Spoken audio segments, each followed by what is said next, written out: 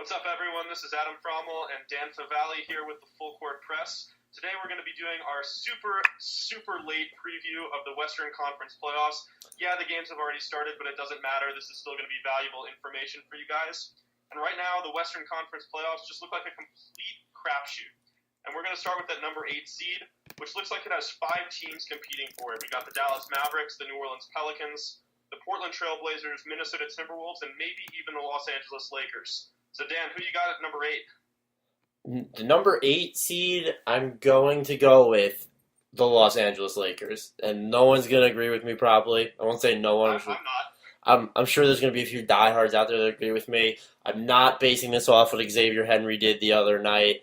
I just think that the Lakers are going to surprise a lot of people. I think this team is for D'Antoni, was made for D'Antoni. He thrives when he's coaching players who can be coached, and he was trying to coach superstars last year, and Dwight Howard wasn't listening to him.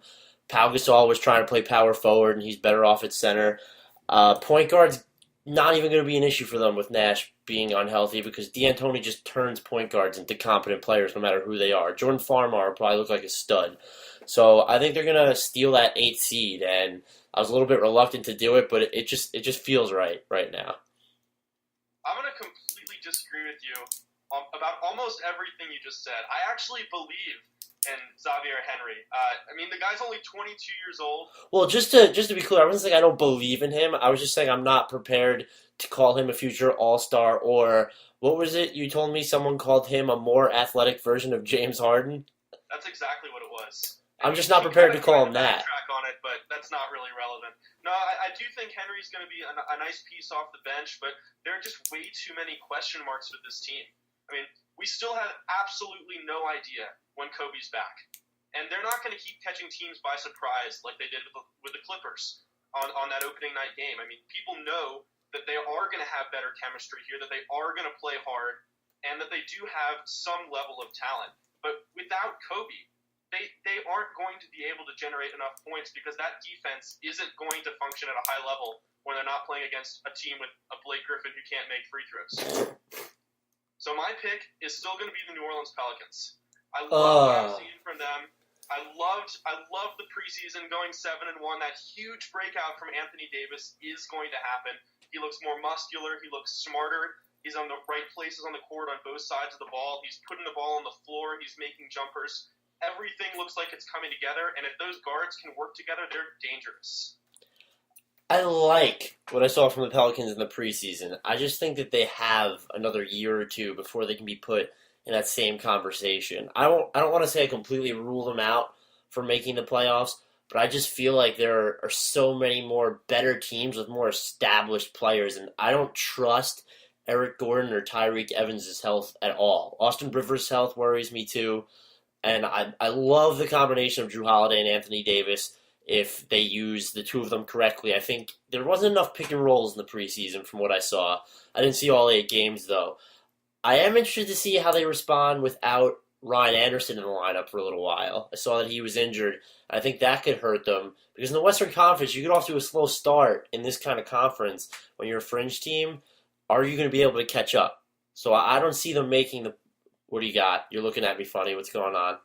See, I'm not concerned about the start even without Anderson. I looked at their schedule today. If he misses those 3 weeks, that's the late end of his return date, then he's going to miss 11 games. And of those 11, only 2 are against any of the teams we've named as fringe teams, and they're both against the Lakers. The rest of the schedule is just completely laden with pushovers. They get to play Orlando. They get to play Philadelphia, who apparently is proving against the Heat tonight that they aren't really a pushover, but they also have games against Phoenix and Charlotte.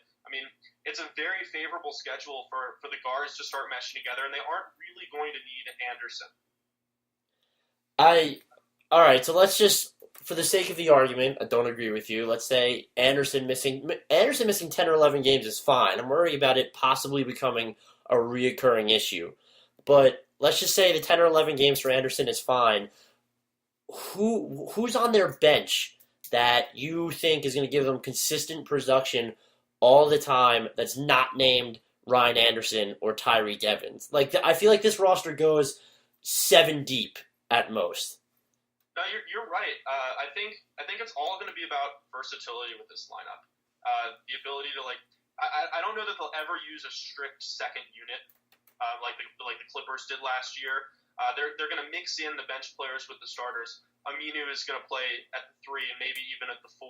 They're going to have Steamsma and Smith playing in the paint. They're going to have Austin Rivers coming in, and Tyreek Evans may end up functioning as a 6th man with Aminu in the lineup. I don't think they're going to go more than 8 or 9 deep, but I'm also not sure it's going to matter because they're not going to have any huge responsibilities on offense because it'll be such a team-based system. Now, and I'm a fan of floor spacing, so I love the idea of seeing Anthony Davis be a stretch 5 in a sense, but who's that team's center? Who, honestly, is Jason Smith your center? Is Greg Steamsma your center? Like, that worries me too. You need, in the Western Conference, more so than the East, it seems that you need a physical big. And I think Anthony Davis is a defensive fiend, but I feel like you need that really physical, bruising big that I don't think they have. Do you need it for the regular season, though? You do need it more so in the playoffs. That much I will say. But it's just when you're dealing with a roster that's that shallow, you kind of do need that one defensive stopper. They're going to, like you said, only go maybe 8 or 9 deep. I mean, a lot of these guys that they're going to ask to play minutes are injury prone. Like, let's not even talk about Eric Gordon, who's fragile, or Tyreek Evans, but Rivers was injured last year. Davis was injured last year. If he goes down, that's a problem. He's probably their most important player because he's really, if you think about it, their only two-way player. And that also is what bothers me about them. Who are their two-way players?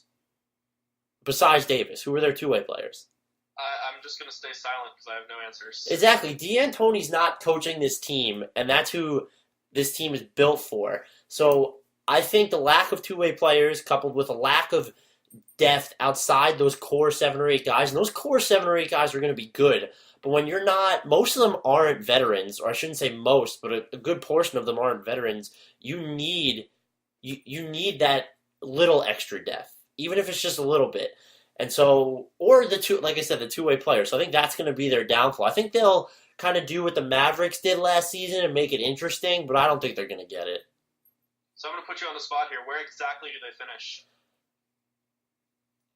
I'll go 9 or 10. And I think I want to say 9. I'm going to say 9 because I think, or I believe, or maybe I'm naively just hoping that Mark Cuban relents and trades Dirk Nowitzki this season because the Mavericks are not going anywhere. Yeah, that sort of leads into something I've been thinking about recently, which is just with all of these fringe teams, they have that one player who could be put on the block and potentially move early on in the season if they get off to a slow start. We've got that 2014 draft class looming, and a lot of teams, once they realize they aren't going to make the playoffs, might start positioning themselves pretty early. So you've got the Timberwolves with Kevin Love, you've got the Trailblazers with LaMarcus Aldridge, and as you mentioned, you've got Dirk with the Mavericks. And I could see 1, 2, or even 3 of them moved. Yeah, I want to see some of those guys moved, and I think the teams need to see that happen. Like, in the case of the Mavericks, what have they done? They're a glorified version of the Milwaukee Bucks. And they're trying to contend for a title, and they're trying to make the most of Dirk's twilight years, but they haven't. They're counting on, 25, 30 minutes of quality play from Samuel Dalembert? Which is absurd because I don't want to say he's overrated because I see that there's effort there, and he's always been a good rebounder and a good shot blocker, but he's actually not that great of a defender. And you're not going to block 6, 7 shots a game when your name isn't Roy Hibbert. So he might though this year because they're going to let that many players in the paint. There's no way that backcourt is stopping anyone. Yeah, but there's going to be multiple players in the paint. He's not going to know how to help out on defense, and they're going to be playing guards who will probably dish it off to the guy he's leaving behind because they don't have.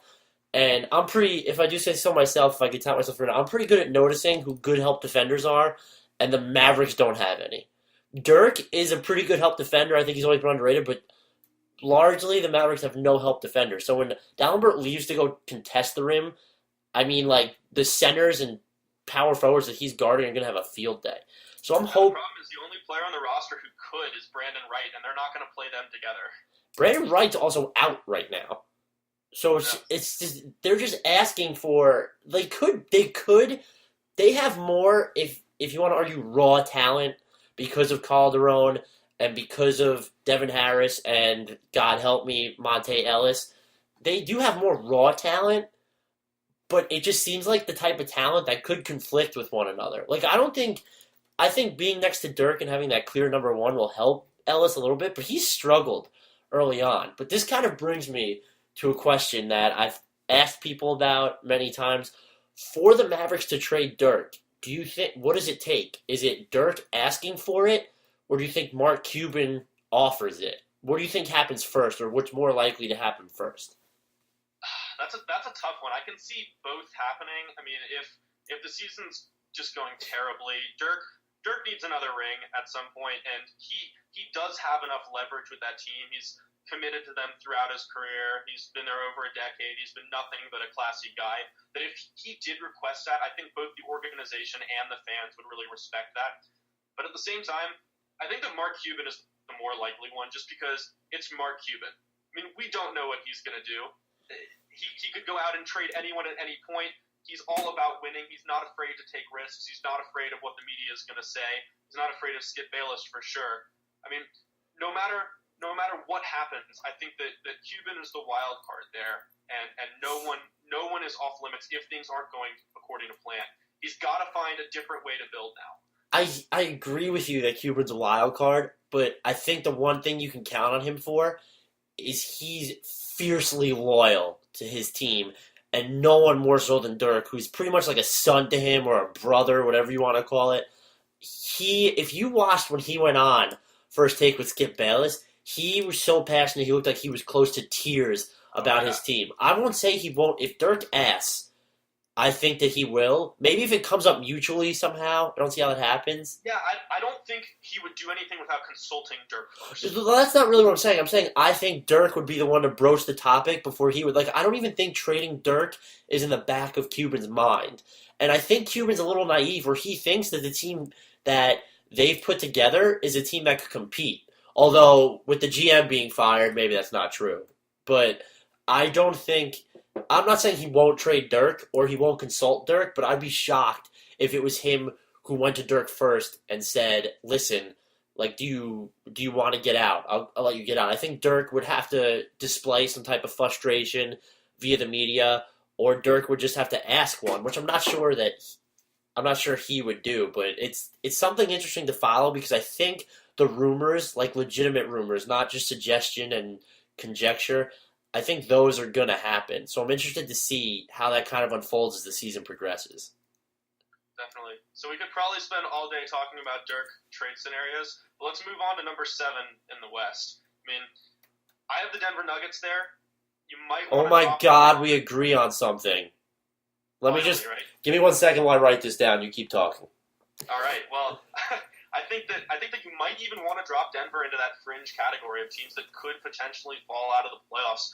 There's a lot to be concerned about there. You've got JaVale McGee starting at center, and there's no Costa Koufos to provide quality and steady minutes. I mean, they're really relying on him for a lot of production on both ends of the court. With Iguodala gone, Ty Lawson has to play like he did after the All-Star break last year, and really has to take on almost all of the ball handling responsibilities. He's going to have to take that next step as a scorer while maintaining his efficiency, and we have no idea when Danilo Gallinari is back. I haven't heard an update on him in a while. I think there's a lot of uncertainty there. There's definitely a lot of uncertainty, and I could totally see them being usurped by another. Well, actually, you know what? No, I can't. I could see them threatening to not make the playoffs, but who's the team that, and you're probably going to say the Pelicans, which is probably just going to make me laugh, but who's the team that can beat them amidst all that uncertainty, even as they're built now? Who's the team that beats them? Minnesota, if they stay healthy. That's actually absolutely true. I didn't even think of that. Touche. So I guess that's true. I like the Nuggets because it seems every time they get rid of a player who's better than most of what they have, they wind up doing better. And the way the Western Conference is set up early on for the first few weeks of the season, I could see them emerging as one of the bigger surprises again. Danilo Gallinari's return worries me, and I love Danilo. But I think the plan has always been like late winter, if I remember correctly, ever since he went down. But you're right. I mean, and Wilson Chandler, who is my second favorite Nugget, or maybe my third, is he ever going to? Like the Knicks guys. Yes, I was heartbroken when they traded those guys for Melo. I think Melo's a great player, but the guys they traded for him, I was attached to. But those are two key scorers for them who can create their own offense, which isn't something that they have a lot of if you think about it. They have Nate Robinson who could do it, Ty Lawson can do it, and I'm running out of names. So they need those two guys to be healthy. And their big man situation, like they're talking about trading Kenneth Faried, maybe. We don't know if that's for sure. But even if they trade Kenneth Faried, he's on his rookie deal, and I tried constructing trades for these the other day. It's so hard to get an impact player. So if they trade him, they're not going to get the low post help they need. They have no post scorers who can create their own offense. None. Not at all. And the one saving grace in my mind, the reason that I have them at number 7, like ahead of those fringe contenders, is Brian Shaw. And it's weird to say that about a first-year coach. I mean, he'd spent a lot of time as an assistant with the Lakers and the Pacers, but he's so good at player development. I mean, look what he did with Paul George and Lance Stevenson and then Andrew Bynum before him. So if he can turn JaVale into even a steady scorer, not a standout one, but just somebody who can occasionally create his own looks in the post, or if he can turn Wilson Chandler into a more consistent scorer, really, there's a lot of players with potential on the Denver roster. And I think that's what we have to remember. Like, we can't count on a breakout from any one of them, but at the same time, it's almost foolish not to with a coach like that on the sidelines. I think a big thing, and probably an underrated storyline, is now that JaVale McGee is going to be starting, is Brian Shaw has to wean him off of playing with Andre Miller, because that was part of the reason George Karl kept him in the second unit last year, was because he worked so well next to Andre Miller. And without that kind of safety net, like he has to create a better rapport with Nate Robinson, with Ty Lawson, with Randy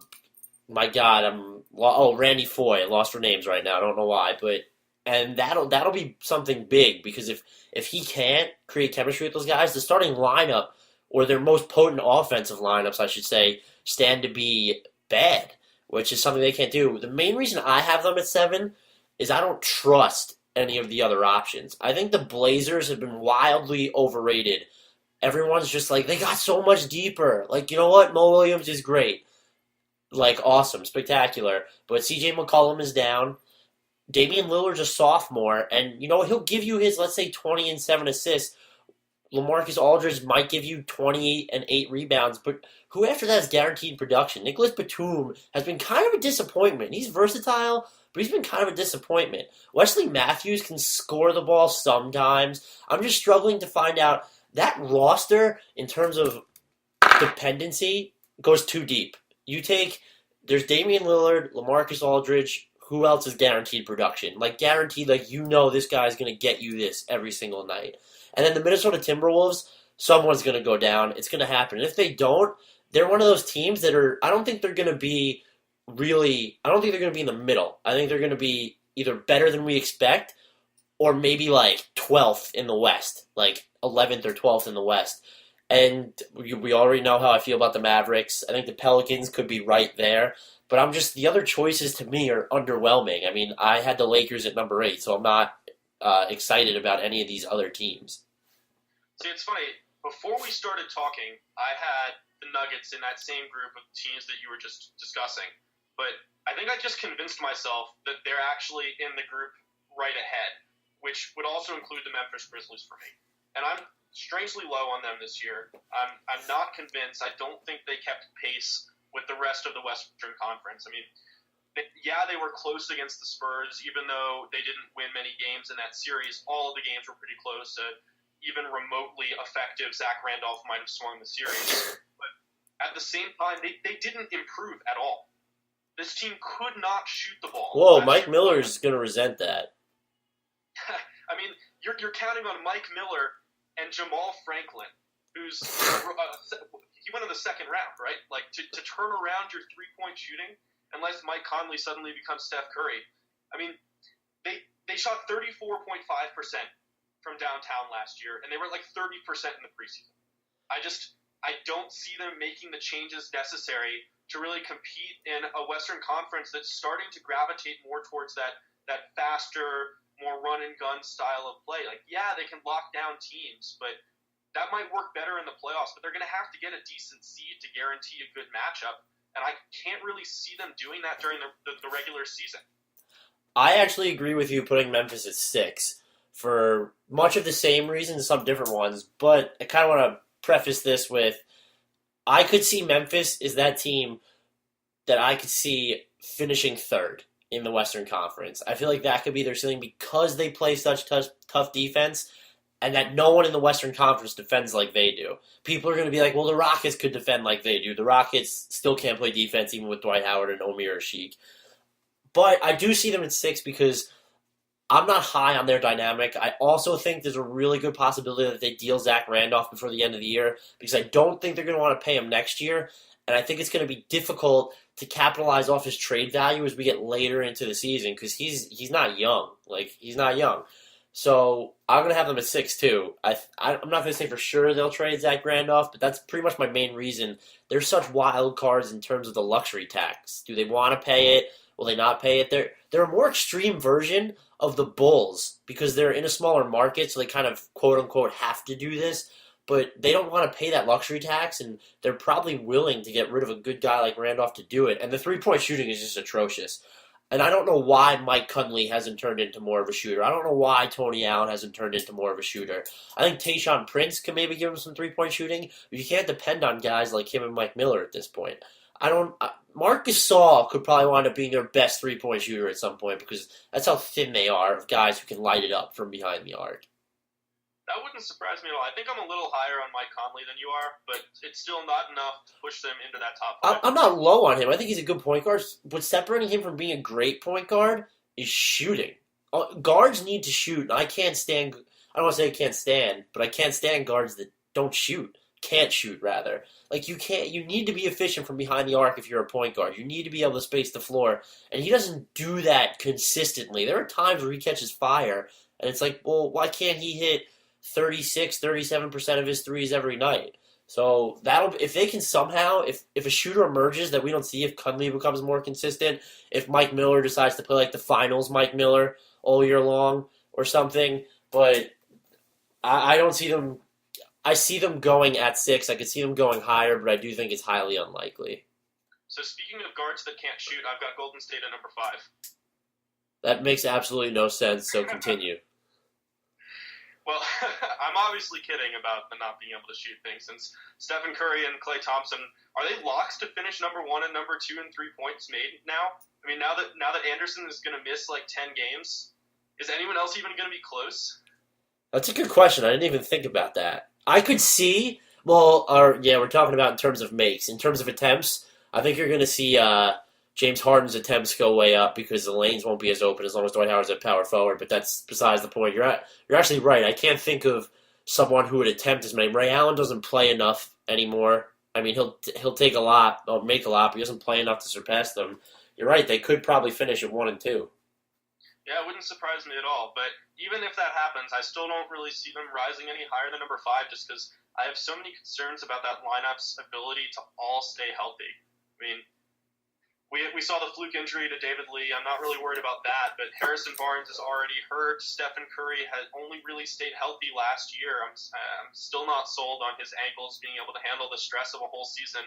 And then Andrew Bogut, using Andrew Bogut and healthy in the same sentence usually doesn't work and is grounds for you to be, fired from a writing job.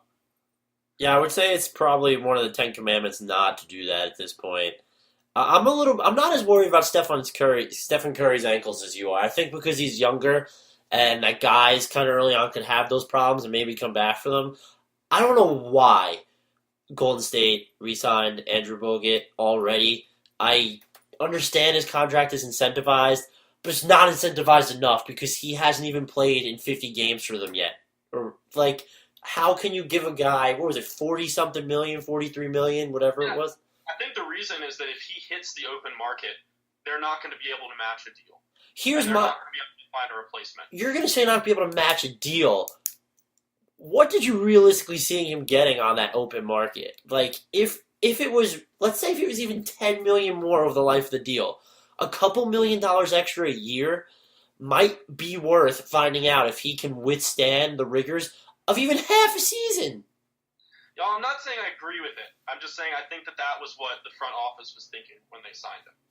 Yeah, I mean, I don't doubt that. Another thing that's kind of disconcerting with them is now Harrison Barnes is having some issues, and yeah, it's only for a little while, but everyone on that team just seems like you're right, is banged up. David Lee or whatever. But I'm so much higher on them than you are. I'm putting the Rockets at 5. I do not like Dwight Howard at power forward. It's probably one of the worst ideas of the season. And I think what people are not understanding is even if it works, that's not the point. It'll never be as good as it could if he's at power forward because he's. Do you think they're going to stick with that though? I do not because I don't think Daryl Morey and Kevin McHale are dumbasses. So I don't think they're going to stick with that. But we haven't heard anything on the Omer Sheik front, so we can't say that this is going to happen. But if that's the way it stays, and even if it doesn't, I don't think they're going to move a Sheik in time or move him to the bench in time for them to do better than the 5th seed. Dwight Howard's at his best surrounded by shooters, and once you move a Sheik to the bench, who are those shooters? Honestly, like who are they going to put as their stretch 4? They have some maybe prospects that they could throw in there, but they don't have enough, like any proven stretch 4s, and unless you can flip a Sheik and or Jeremy Lin for one, that like they need shooters too, so it's not even like let's just take a Sheik out of the lineup. It's we need to acquire some guys. And Dwight Howard and James Harden need shooters. They don't have that right now. See, I agree with that, and I do admit that is a flaw in the lineup. I mean, that power forward spot is just going to be atrocious. But at the same time, they're so strong at so many of the other positions that I'm not sure it's going to matter. I do have the Rockets at number 4. I absolutely wouldn't put them in the Elite 3 seeds in the West, but I do think they're going to finish ahead of Golden State, and it's because they have a super elite shooting guard, a small forward who is incredibly underrated, and the best center in basketball. I mean, I know Dwight Howard didn't play like he was the best last year, but everything was going wrong in that situation. He looks healthy now. He looks comfortable now, and he's going to be playing with one of the best like pick and roll backcourts possible. As long as he accepts being a rolling center, then he'll be fine. I just it's hard to find a team with 2 top 10 players in their prime who are going to work well together.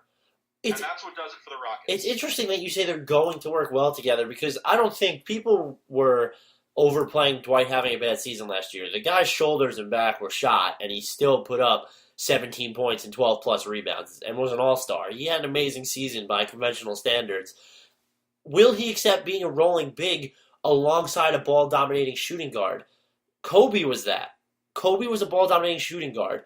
And I understand there's stuff that clash and Dwight Howard wants to be in Houston, but getting him to accept that rolling guard position, rolling center position isn't going to be easy. And it's not even realistic to expect him to turn him into that as long as he's playing next to a Sheik. They won't have the space to run those high-low pick and rolls as effectively as they should.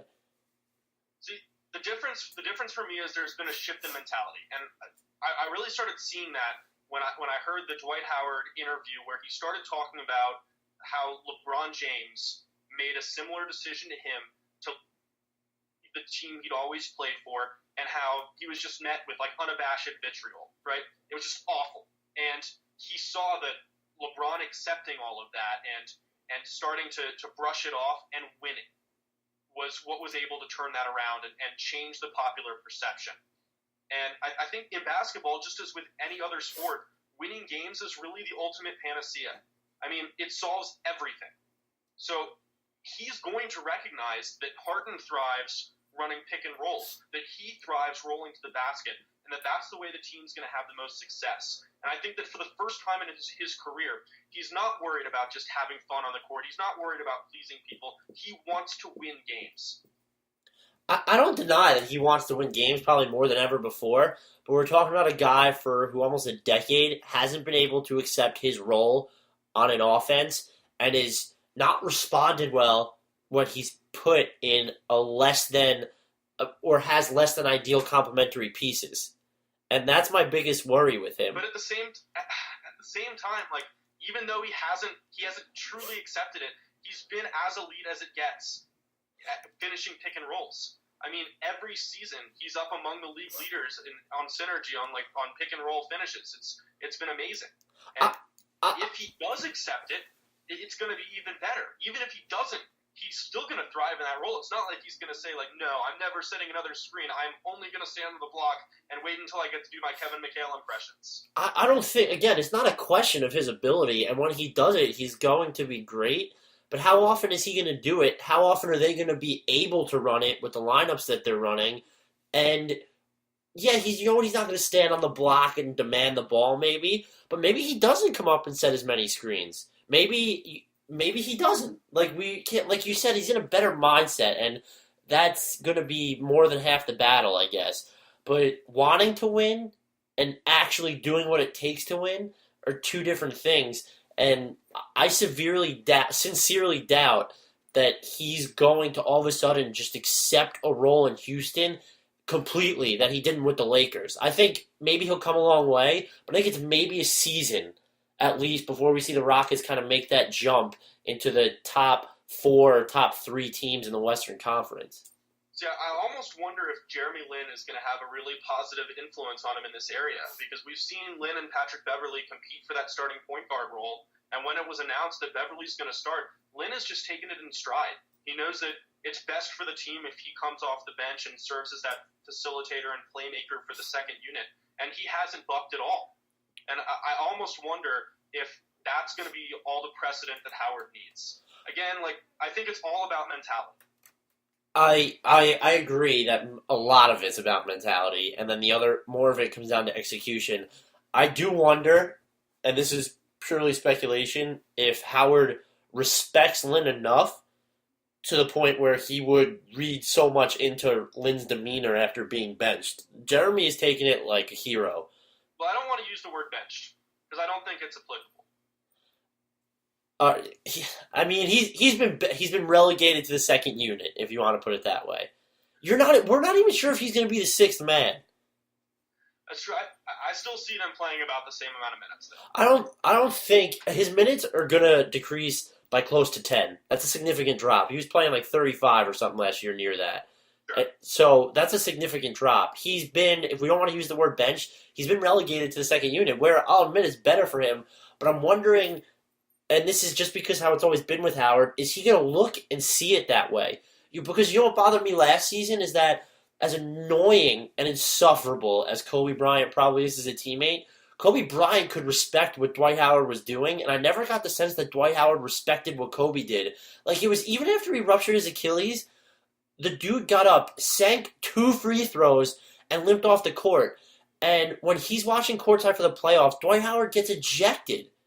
Like, in the last game of the season, his last game as a Laker, and I get that he didn't want to be with the Lakers. I get that he didn't want to be with Kobe Bryant, but Kobe Bryant didn't want to play with him either. And Kobe still showed up to that sales pitch and tried to, teach Dwight how to win and shit like that. But I've just never seen Dwight have that respect for players that he almost feels like are below him. Like, oh, Kobe was 34 at the time. I'm Dwight Howard. If they want me, this is what they have to do. He's in James Harden's house now, so maybe him and James Harden work better.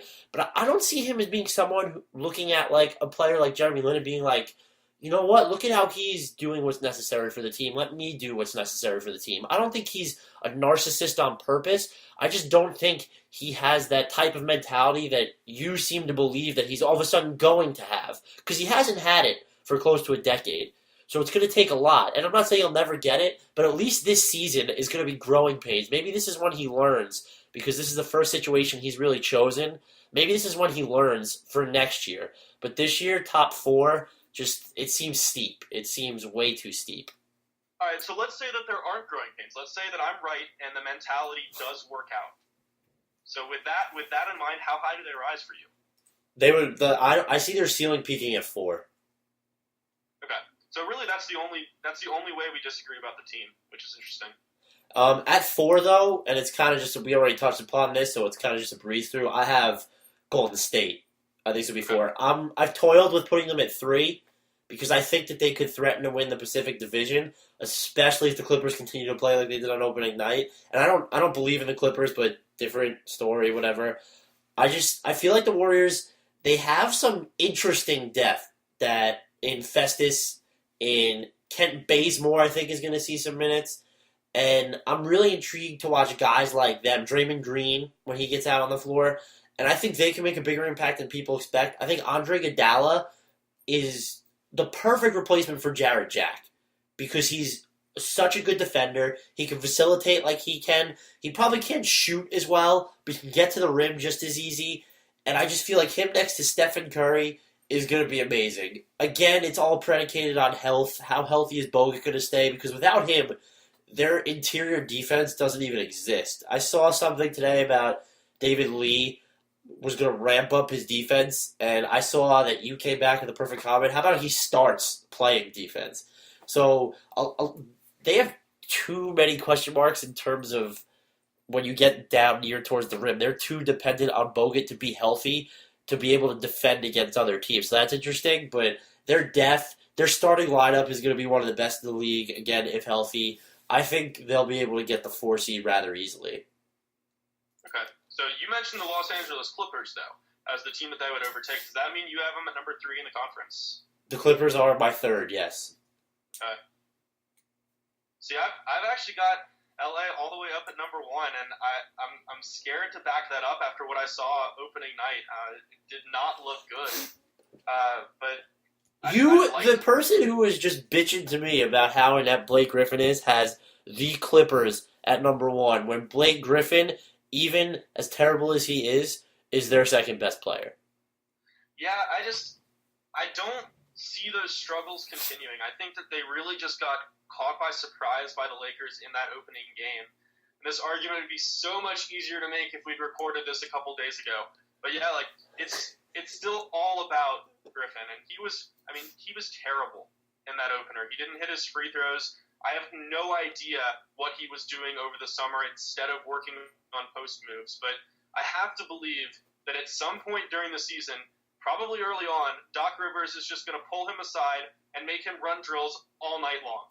And once that happens and Blake really commits, and that's still an elite team. They're just brimming over with talent, and they still have untapped ceilings in the front court.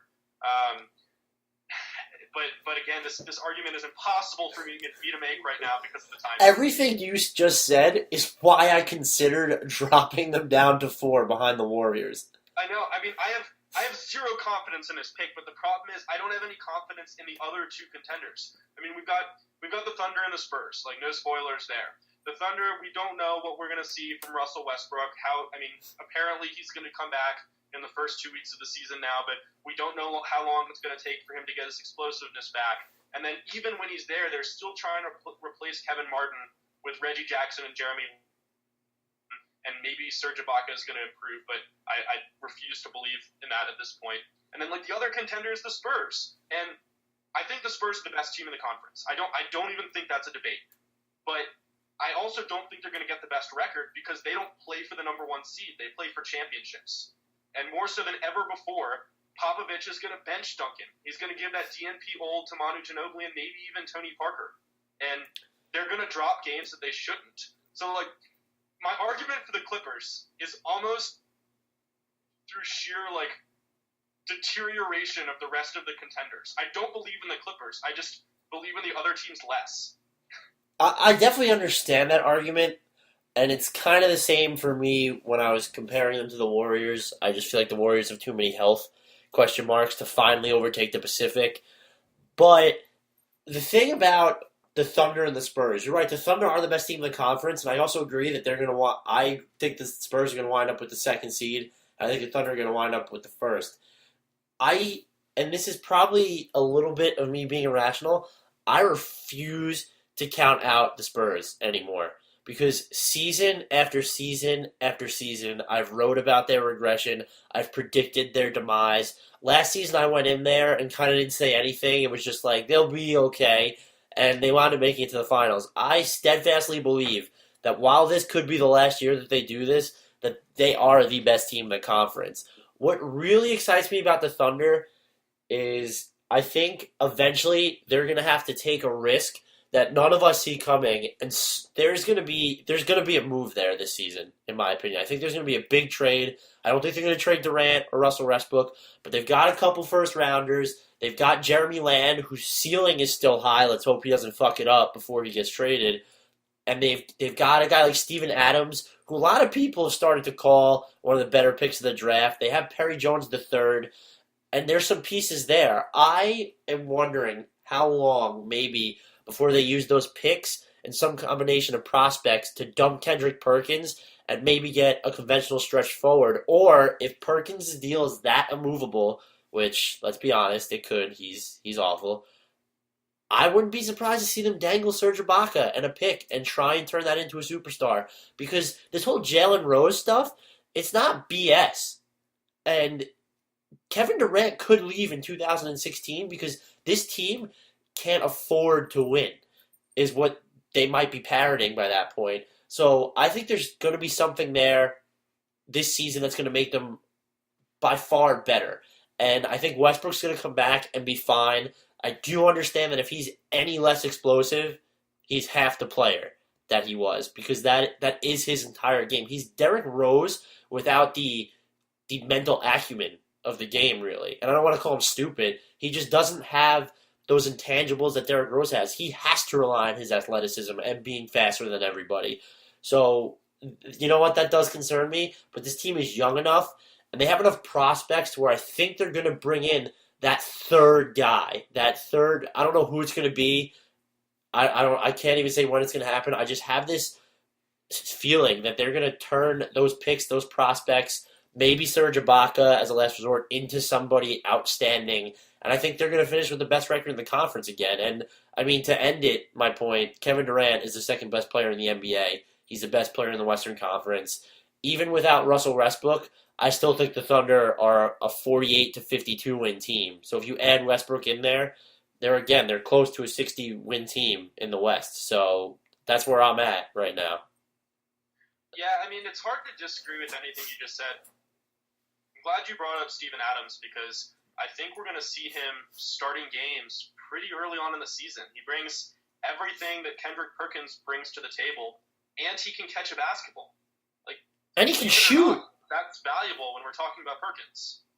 And how long, you bring up this point, will the Thunder ever bench Perkins? Or is it just something like, with them, we're paying him this money, and maybe we're also trying to get rid of him, we have to continue to start him? Because it's not even at this point where he helps their defense. They're worse defensively with him on the floor so many times.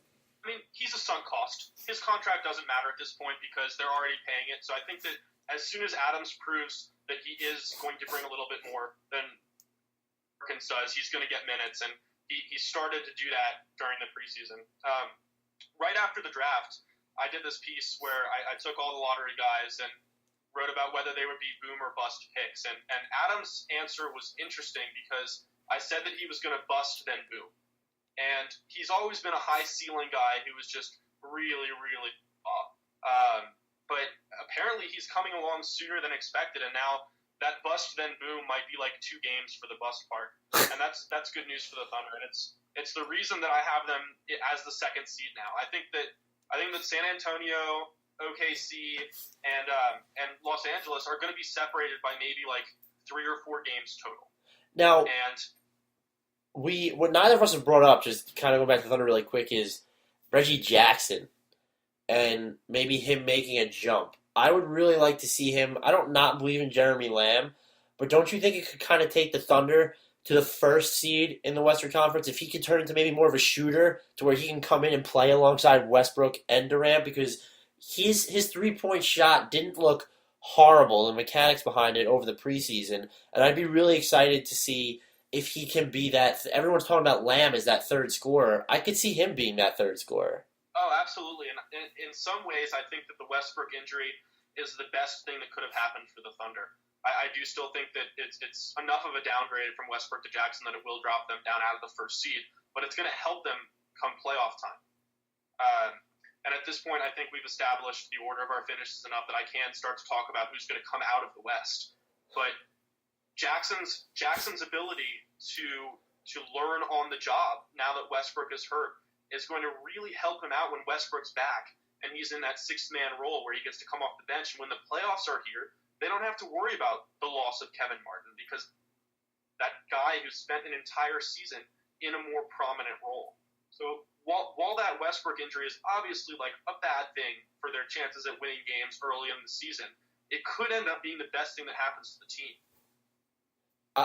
I definitely think it's going to help in terms of developing Reggie Jackson, and I'm also hoping it kind of indirectly helps Jeremy Lamb because they're going to have to rely on him more because Reggie Jackson at this point can't handle the scoring load that Westbrook did.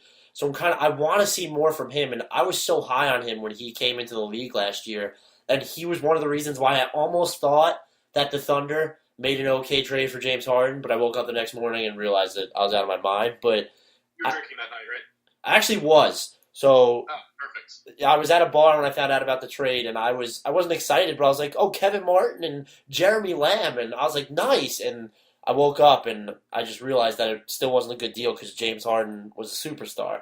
But anyway, but I want to see more from him, and I think their ceiling is related to how well he and, like you said, Steven Adams can come along because they need someone to just offset the awfulness of Kendrick Perkins, and it's just gotten to a point where I don't think they're ever going to bench him until they get rid of him. Like I think he'll always be the starter because I just see like they're a team like we're not bringing $8-9 million a year off the bench when it's not going to be someone who's going to help us. I don't see them ever benching him because that does all but ruin any chance they have of trading him not in a straight up salary dump. Like you don't want it to get to the point where it's like you have to give up Lamb, Perry Jones, and picks to get rid of Perkins, or give up Serge Ibaka just to get rid of Perkins. So I don't think they're ever going to bench him.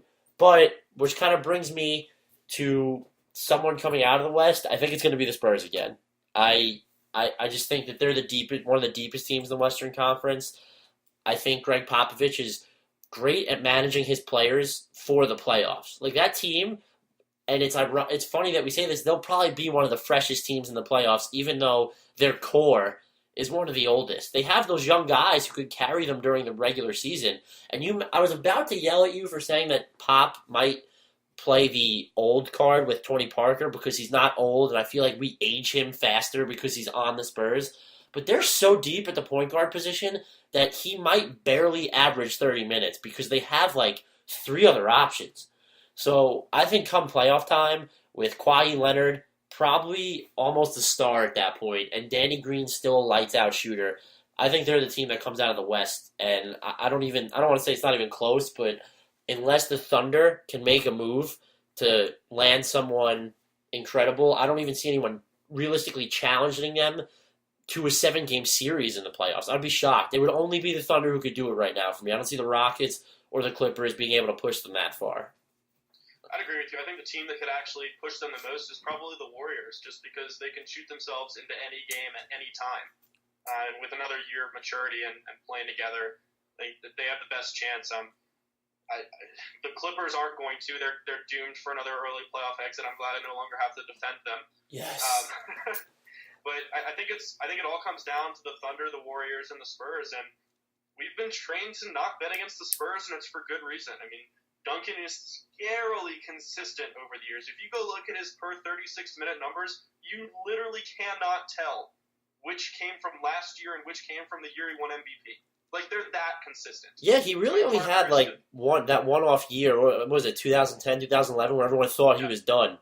So, you're right. And then he just rededicated himself. But, I mean, I don't trust Manu, but at the same time, who does? Kawhi Leonard is going to be a star. He has all the tools.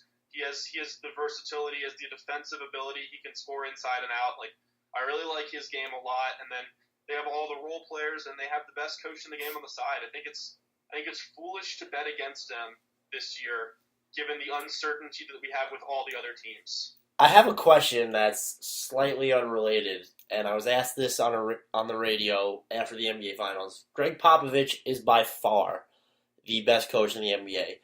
Do you think that he possibly cost the Spurs the championship when he made those questionable substitutions? What was it, late in Game 6? Or when he took Tony Parker out or when he took Tim Duncan out. And I remember saying, I can't remember exactly because that's how long ago, I found myself saying yes. I found myself saying yes because Tony Parker was off the floor at one point when he shouldn't have been, and so was Duncan. And the game was, I can't even remember the specific situation, so it's making me annoyed that I brought this up. But do you remember what I'm talking about? I do, but I don't know that you want to blame him for that and say he cost them the series just because, like, they were still one rebound away. They were still a made free throw from a good free throw shooter away from winning the title.